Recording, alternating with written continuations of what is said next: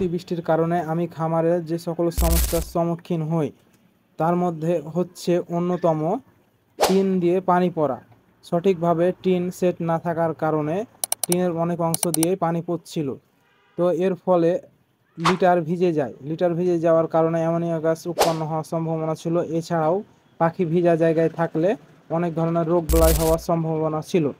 তাই আমি আজকে খুব সকাল সকাল যখন পানি থামে এসে এক বস্তা মতো লিটার উঠিয়ে নিয়েছি এবং যে জায়গাগুলোতে বেশি হয়ে লিটার ছিল সেগুলো ছড়িয়ে দিয়েছি চারদিকে।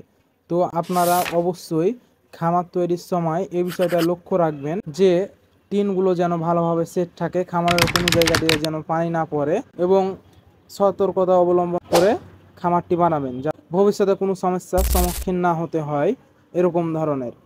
তাহলে আপনার পাখি সুস্থ সবল থাকবে। এই কারণেই আজকে আমি আপনাদের মাঝে ভিডিও বানিয়ে জানালাম আমার সমস্যার কথা, যাতে আপনারা ভবিষ্যতে ধরনের সমস্যার সম্মুখীন না হন। তো দোয়া করবেন আপনারা সকলে আমার জন্য, যেন আমি খামারটি সঠিকভাবে পরিচালনা করতে পারি।